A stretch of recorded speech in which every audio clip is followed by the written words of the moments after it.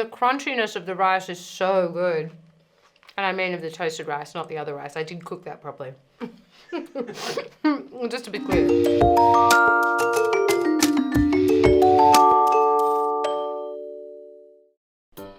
I'm so excited about this one. Hi guys, welcome back to my kitchen. I'm Jane DeGraff, and today I'm talking about my favorite kind of salad because it's not really a salad at all. Is it a salad? No. It is a larb salad, which is a Thai meat salad or mince salad. So not really salad at all in a lot of people's books, but that doesn't matter because I'm going to show you how to cook it. Because do we eat it a lot? All the time. All the time. We eat it all the time because it's quick, it's simple, it's fresh, and the kids eat it, which, as you will know, is a big win in our house, yeah? Yeah. You gotta fight them. You gotta fight them and find the things they like. So we're gonna get started straight away. It is really quick and easy, but I have something I wanna show you first, which is this beauty here. Can you see that? Do you wanna hear what this thing sounds like? It sounds like this. Did you get it? It's all stuck in my teeth now. No, it's not. This is toasted rice, and it is an essential finishing component of larb salad. Die-hard larb fans will tell you it's not larb unless it has this finishing touch on top. And it is just some rice that I dry toasted in a pan until it went a lovely nutty brown color. It also smells incredibly nutty. And once you get it to this point, you get this baby out. I'd thump it on the table, but the whole thing's likely to collapse. And you just stick it in your pestle and mortar and you crush it up until you get these lovely crushed toasted grains of rice. This you can just keep in a punnet, an airtight punnet in the cupboard. It'll keep for, a couple of weeks. It's great on top of so many things. It's so toasty and so nutty. I wasn't going to make it tonight, was I? Nope. And what did you say? That's not larb. You said, no way, that's not larb unless you toast your rice. So I got my act together and toasted some rice. We'll just pop that to one side because that is our finishing component on top of the dish. And for the rest of it, I'm just going to get cracking because frankly, I want to eat this because I love it so much. You can make larb with any kind of mince that you like. We've been known to do it with pork mince. I've done it with turkey mince before and it's really great, but we come back to chicken mince. Again, because the kids eat it. But we also like the flavor of the chicken mince. So all I'm gonna do is heat up a pan with a little bit of a neutral oil. I love rice bran oil. I use it as a base component for a lot of things because it doesn't have much flavor of its own. So you can add all the other flavors in. And into a hot pan, really hot. Ow. The first thing I'm gonna do is tip in, this is some garlic, ginger, and lemongrass. I like to use the pastes that you can get at the shops because ain't nobody got time to crush up lemongrass. You've heard me say that before, haven't you? Yep. No time to crush up lemongrass. We're just gonna cut that down, cook that down a little bit, and then into that hot pan, I'm not making this for the kids tonight, I'm making it for me, so I'm gonna put a whole lot of red chili. Now you can leave this out, but I love it. It's one of my favorite parts of larb is a bit of heat. So at this point, I will toss it in and give it a stir. Oh! That is an incredible fragrance, isn't it? And a ding, ding, ding. It's all party in here. So, so fragrant and beautiful. And once that's got up to temperature, I'm just going to pop my chicken mince in. And now all we do is cook it down. I'm going to turn it right up, drive some of that moisture off because we want it to get nice and crispy and brown around the edges, which is one of the great joys of mince, yeah? Did I hear a yeah? Oh, the crispy brown bits. The crispy brown bits. That's why people fry mince, isn't it? You don't want it to be steamed, you want it to be browned. All right. So this will take a minute, and my greatest downfall with mince is I always poke it too much. So I'm just going to let that brown off for a minute. Turn the heat right up and brown that off. We'll get that going. In the meantime, I'm going to make the other very important component of this dish. Fresh lime juice. I use lots of fresh lime juice for this. Most recipes say about 2 to 3 tablespoons. I've got 2 really juicy limes in there, and I have squeezed them right up because I love my lime juice. So that's like that's a third of a cup. It's quite a lot of lime, but I like mine tangy. Into the lime juice, we're going to put a splash of stinky fish sauce Fish sauce is one of those great ingredients. It smells terrible on its own, but gee, it's good in a dish. You can't stand the smell, can you? No. Nah. Not my favourite. Not your favourite smell, but once it's in things, it's beautiful, right? Yeah.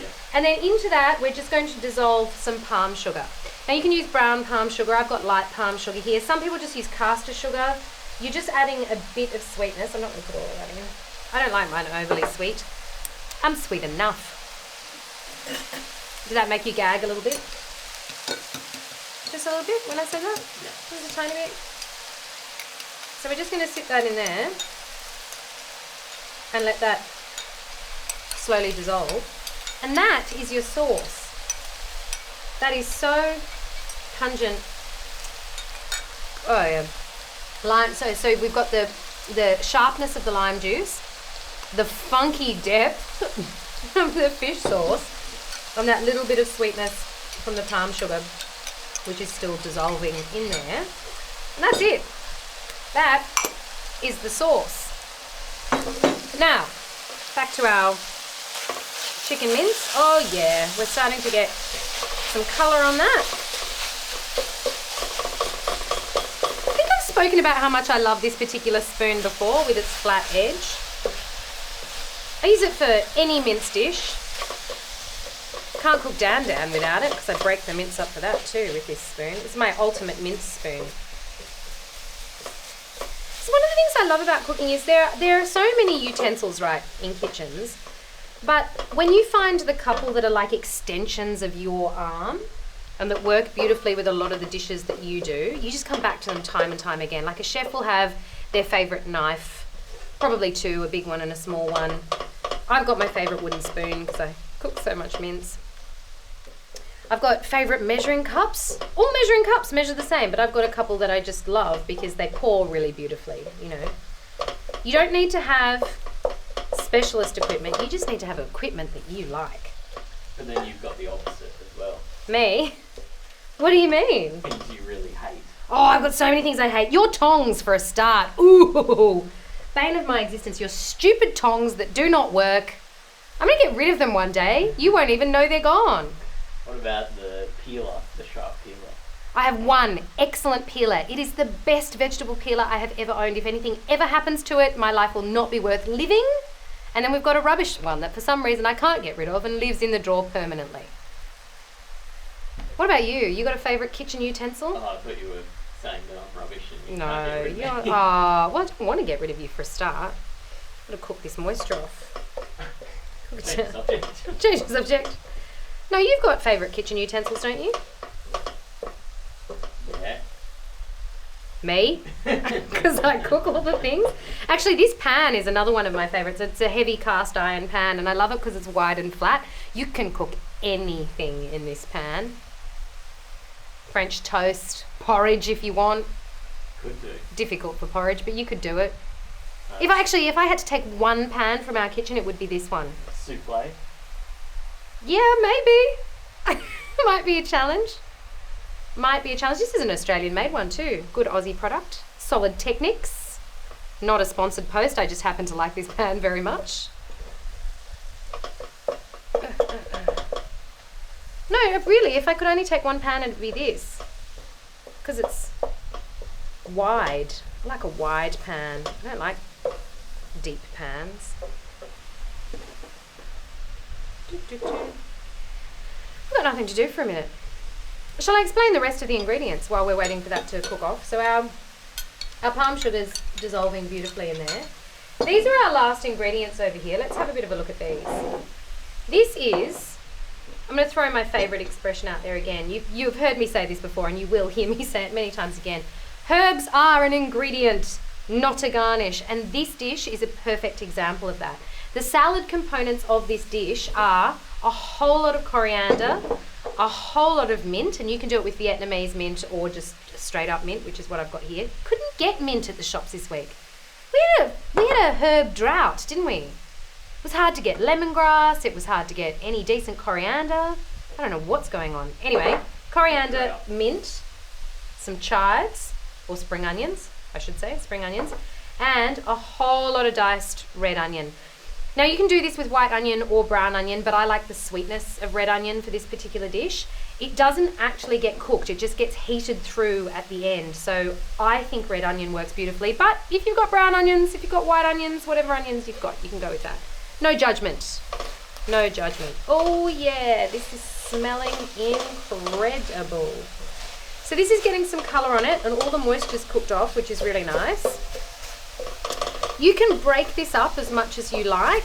I tend to like to leave a few chunky bits here and there. I like a bit of added texture in my larb. That was an interesting inflection in my larb. It's like a song. All right. Put that down. I just want a little bit more colour on that. And then once there's a tiny bit more colour on that, all we're going to do is turn it off, toss the rest of our ingredients in, pour on our sauce, and just let it get warm all together. That's it. You don't cook any of it, and you don't want to cook your herbs down. You just want to warm them through, and then we're going to serve it. Are you going to eat it? Yeah. Yeah. That's what I'm here for. I know, right?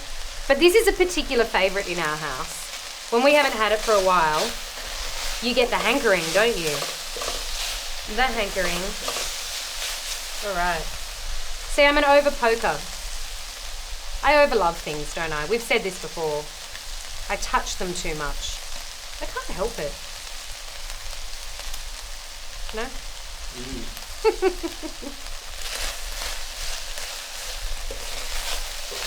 So I was reading today that larb is considered the Laotian national dish.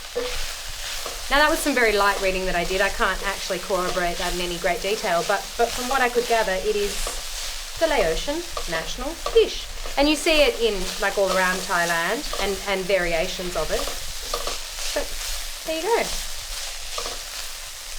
Oh, that smells so good. I think we're ready. I think that I don't want to take it too much further because I don't want it to dry out. That's the only danger with this dish, is that you might dry it out if you leave it on the heat too long. So I'm going to take it off the heat now. And in fact, to finish it all together, I might even get rid of my hot plate. What do you reckon? Let's get that out of the way. Do a bit of this. That was a very technical move, right? Let's get that out of the way. Because I would like you to see this in all its sizzling, hissing glory. Let's pop that there. Oh yeah, look at that. So you can see the chili's cooked down. That smells so good. Oh yeah, like I said, if you were making it for the kids, you'd leave the chili out, but we've put the chili in. Now, all I'm going to do, loads of red onion, because I like it.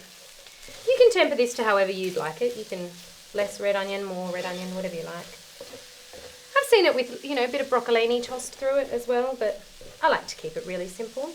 So we just toss that through, ding ding. Then in goes our mint. Lots of mint. Look at that. Loads of coriander, because I love herbs. This is my herb addiction coming back again. I'm really so about the herbs. How beautiful is that? Now it looks like salad. Well, it does look like a salad now, but I don't know. It's not like your usual kind of salad. The meat is still the key part of this, I think. If I served that to you, would you go, that's a salad though? I don't know that I would. I just go, it's delicious. I don't care whether it's salad or not. Let's get that out of the way. And then the last thing we're going to do, now that some of the heat's come off, is we're going to pour our lime juice, fish sauce and sugar. Oh, we've got some undissolved sugar in there. That's all right. The heat will get that.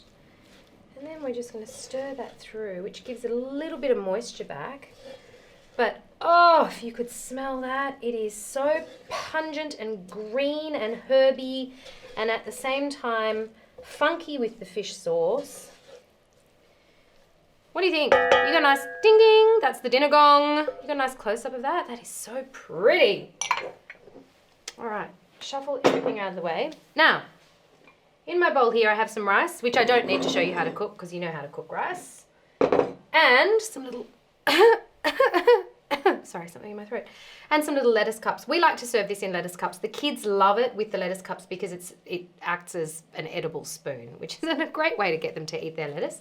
But it makes it interactive for them and fun. So we'll just put those on the side there. And important, what type of lettuce? Cos, baby cos hearts, because they make the beautiful little spoon shape.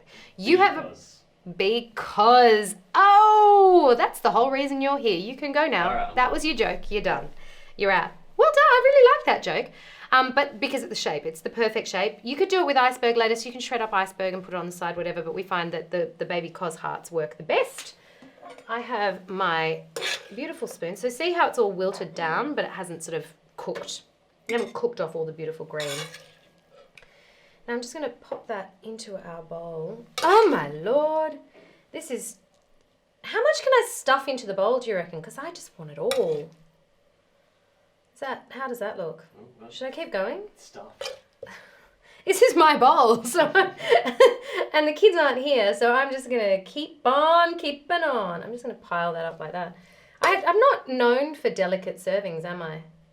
Did you say I do well with delicate serves? I'm waiting for an answer. I'm going to take that as a no. You don't think I do delicate serves well. But as I said before, let's move this one over. Bring this back into the spot and bring back our star finishing ingredient. Dust you off. Don't drop that on your toes. And here we go. To finish it, we want lots of toasted rice. Put some on there. Put some rice on the rice as the garnish. That's it. Can I get a time call? How long did that take? 15 minutes. So in theory, if you were making the larb, you could be cooking the rice at the same time, or you could use leftover rice, whatever. You don't even have to serve it with rice. As I said, you can just put it on the cos, because. But we like to have the options and the variety, and I'm lost for words now because I'm just going to stand here and eat this. Do you know, I've got a spoon, but that kind of defeats the purpose, doesn't it? I think I should demonstrate the little cos spoon. So we'll put some rice in there. See if I can do this elegantly. I've yet to find an elegant eating face. Do you have an elegant eating face? I don't have an elegant face. Hey, you said it, not me. You ready? Here we go.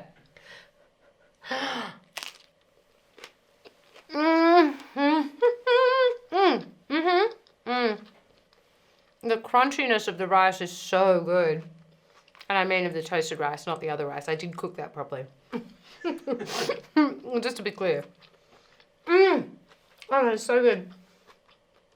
Because the chili was cooked down, a lot of the heat's come out of it. I left the seeds out of them as well, which meant that I could get the fragrance of the chili without too much burn. That is such a beautiful dish. Call it salad or don't, just call it larb. And I really hope you try it because it is one of our favourite dishes that we come back to time and time again. That's it, I've got nothing else to say. I just want to eat it. Can I eat it? Just eat it. Are we done? We're done. Thank you so much for joining me for the fun food, the delicious food, the joyful food. If you try this and you love it, tell me in the notes below. Tell me other dishes that you want me to try and just let me know how your family went with this one because I genuinely think you're going to love it. I do. Bye.